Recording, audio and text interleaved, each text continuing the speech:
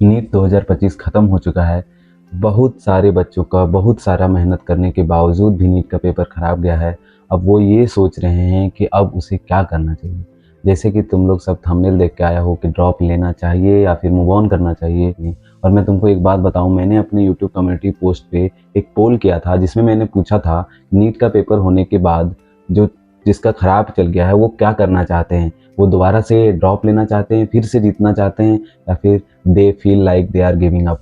तुझे पता है उसमें से 30% बच्चे ही बस चाहते हैं कि वो ड्रॉप लें और 70% ने ऐसा बोला they feel like they are giving up.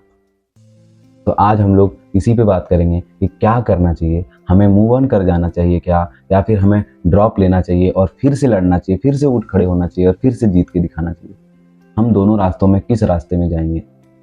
So hello everyone, welcome to Vishal Mandal. This is Vishal Mandal, currently a first year MBBS student at AIIMS Kalyani. I scored 690 marks in NEET 2024 with all India rank 3222। देखो मैं ना कभी भी drop लेने को ना direct support नहीं करता हूँ। हाँ सही सुन रहे हो, मैं भी एक ड्रॉपर स्टूडेंट हूँ, बट मैं डायरेक्ट सपोर्ट नहीं करता हूँ। बताता हूँ क्यों। देखो इसके पीछे का रीज़न है, पता है क्यों। ड्रॉपर होना ना बहुत मुश्किल है भाई, बहुत मुश्किल है। मैं एक्सपीरियंस से बता रहा हूँ कि इसमें ऐसे लोग सोचते होंगे कि यार फ्रेशर से ज़्यादा ड्रॉपर को टाइम मिलता है तो उसको ज़्यादा अच्छा करना चाहिए। नहीं, ऐसा नहीं होता। केवल उसको टाइम नहीं, उसको एनजाइटी, उसको स्ट्रेस, उसको डिप्रेशन, उसको ट्रॉमा, बहुत कुछ मिलता है। टाइम मैनेजमेंट, बहुत दिक्कत भी आती है ड्रॉपर को। लेकिन क्या इसका मतलब फिर ड्रॉप लेना ही नहीं चाहिए या अपने सपनों को छोड़ देना चाहिए? नहीं, मैं बिल्कुल भी ऐसा नहीं बोलता। बिल्कुल ड्रॉप लेना चाहिए, लेकिन एक क्लेवर डिसीजन के साथ। मेरा मतलब है कि तुम ड्रॉप लो या नहीं लो, ये तुम्हारा डिसीजन होना चाहिए, क्लेवर डिसीजन होना चाहिए, मतलब नाप तोल के होना चाहिए क्या करना चाहिए। जैसे मान लो सपोज किसी का फर्स्ट अटेम्प्ट था, वो मेहनत किया था लेकिन उसका मार्क्स कम आया, तो वो ड्रॉप बिल्कुल ले, उसको ड्रॉप लेना चाहिए, फिर से तैयारी करना चाहिए और मेहनत करना चाहिए और उसको आगे बढ़ना चाहिए और उसको जीत के आना चाहिए वापस। लेकिन सोच के देखो जिसका बहुत सारा अटेम्प्ट था, मान लो 4 से 5 अटेम्प्ट था, 6ठा अटेम्प्ट था, इतना अटेम्प्ट था, उसने मेहनत करी थी वो, लेकिन नीट के एग्ज़ाम पे अचानक से पैटर्न चेंज होने की वजह से उस एग्ज़ाम हॉल में वो प्रेशर को, वो टेम्परामेंट को मतलब संभाल नहीं पाने की वजह से उसका पेपर ख़राब चला गया। उसने मेहनत करी थी, लेकिन क्या अब उसे ड्रॉप लेना चाहिए? ये उसके लिए सबसे बड़ा सवाल है। तो उनके लिए ये क्वेश्चन मन में आना चाहिए कि अगर मैं ड्रॉप लेता हूँ कि क्या 1 साल और बर्बाद हो रहा है? अगर वो ऐसा सोच रहा है तो फिर नहीं होगा उनसे। क्यों? क्योंकि अगर वो ऐसा सोचेंगे 1 साल बर्बाद हो रहा है, हाय रे मैं क्यों ले लिया ड्रॉप, मुझे नहीं लेना चाहिए था, तो फिर वो साल भर फिर वो उस रिदम से मेहनत भी नहीं कर पाएंगे। तो मैं तो ड्रॉप लेने उसी को बोलता हूँ जो पूरे साल भर एक रिदम से मेहनत करने के लिए रेडी होते हैं, फिर उसी स्ट्रगल में आने के लिए रेडी होते हैं, स्ट्रगल करने के लिए रेडी होते हैं और लड़ने के लिए रेडी होते हैं। हाँ ये सच है, जो नीट की तैयारी है या फिर किसी भी कंपटीशन एग्जाम की तैयारी है वो एक जंग की तैयारी है, और जंग की तैयारी के लिए बहुत कुछ छोड़ना पड़ता है। जंग की तैयारी आसान नहीं होती। इसका मतलब कोई भी कंपटीशन एग्ज़ाम की तैयारी आसान नहीं होती। आपको बहुत स्ट्रगल करना पड़ेगा, आपको बहुत मेहनत करना पड़ेगा। यदि आप उस मेहनत के लिए रेडी हैं तो चाहे आप फर्स्ट अटेम्प्ट वाले हो, सेकंड हो या थर्ड हो, अगर आप करना चाहते हैं तो कर सकते हैं। लेकिन जिनका बहुत ज़्यादा अटेम्प्ट हो चुका है वो एक क्लेवर डिसीजन लें, वो अपना स्ट्रीम चेंज कर सकते हैं, वो BAMS, BDS, BHMS, आयुष में जा सकते हैं। मैं ऐसा इसीलिए बोल रहा हूँ क्योंकि ये कंपटीशन का एग्ज़ाम है, यहाँ 0.1%, 1% सिलेक्शन होता है। और नीट का पता नहीं क्या हुआ है, कभी बहुत इजी पेपर, कभी अचानक से पैटर्न चेंज, कभी टफ पेपर, इतना अनसर्टेनिटी है, क्या होगा पता नहीं। तो इसीलिए you have to take a clever decision what you should do. इसके बारे में तुमको ध्यान से सोचना होगा, अपने फैमिली मेम्बर से बात करना होगा, उस भैया या फिर किसी से भी बात करना होगा जो इन सब के बारे में जानते हो, जो तुमको एक सही राह दिखा पाए। मैं तुमको एक बात बताता हूँ, अभी बहुत सारे कोचिंग इंडस्ट्रीज आएंगे सामने कि मैं तुम्हें 1 साल में करा दूंगा, वापस आओ, वापस उठ के खड़ा हो जाओ, जोश दिलाएंगे, मोटिवेट करेंगे तुमको। लेकिन याद रखना, मोटिवेशन से केवल पढ़ाई नहीं होती, मोटिवेशन से केवल घर नहीं चलता। तुम्हें काम करना पड़ेगा, तुम्हें स्ट्रगल करना पड़ेगा। इसीलिए उन मोटिवेशन में देखो, उनको तो अपना बैच बेचना है, उनको अपना स्टूडेंट लाना है, उनको स्टूडेंट कम्युनिटी इकट्ठा करना है, उनको अपना बिजनेस चलाना है। सही बात है, एजुकेशन एक बिजनेस है। बहुत लोग बहुत अच्छा, देखो मैं हर टीचर की रिस्पेक्ट करता हूँ, वो लोग बहुत अच्छा कर रहे हैं, लेकिन तुमको अपना डिसीजन खुद लेना होगा। इन मोटिवेशन के चक्कर में अपना इंस्पिरेशन मत बदल देना।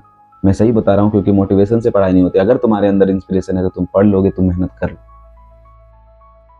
तो मैं यहाँ ये नहीं बताऊंगा कि तुम ड्रॉप ले ही लो, या फिर ये भी नहीं बताऊंगा कि तुम ड्रॉप मत लो। क्यों? क्योंकि ये तुम्हारा डिसीजन होना चाहिए। You are able to think what you are going to do. तो अपने हिसाब से सोचो, अपने फैमिली के हिसाब से सोचो और एक क्लेवर डिसीजन पे उतरो। मैंने क्या बताया, अगर ड्रॉप लोगे तो क्या क्या कंसिक्वेंस होंगे, अगर ड्रॉप नहीं लोगे तो तुम क्या क्या कर सकते हो, वो सारे ऑप्शन भी सही हैं, तुम वहां भी बहुत आगे बढ़ सकते हो।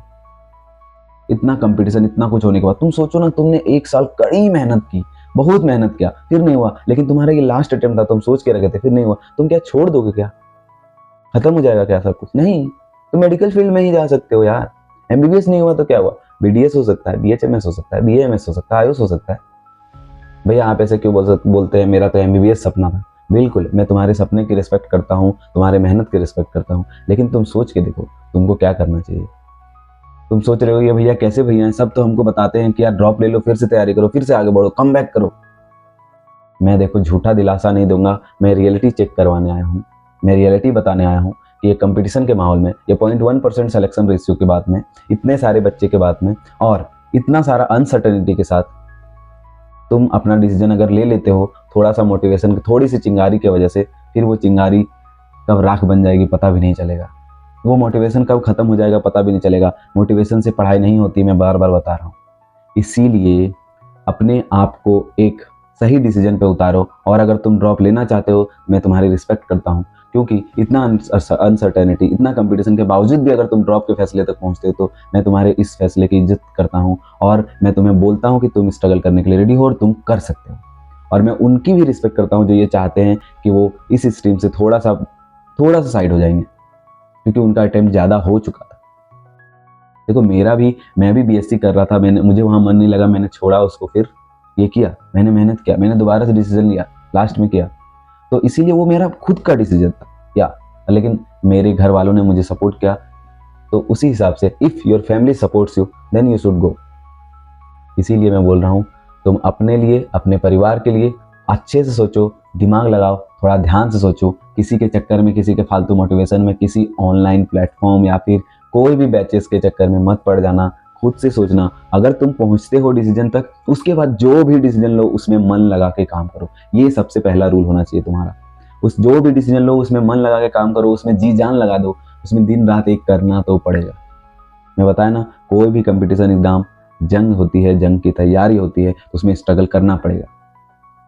तो अगर तुम इन सब चीज़ों को कंसीडर करोगे तो मैं तुम्हें गारंटी देता हूँ तुम एक सही डिसीजन पे उतर पाओगे और एक सही डिसीजन ले पाओगे खुद के लिए, और एक क्लेवर डिसीजन में पहुंचोगे और तुम बहुत अच्छा करोगे अपने लाइफ में, बहुत आगे जाओगे अपने लाइफ में।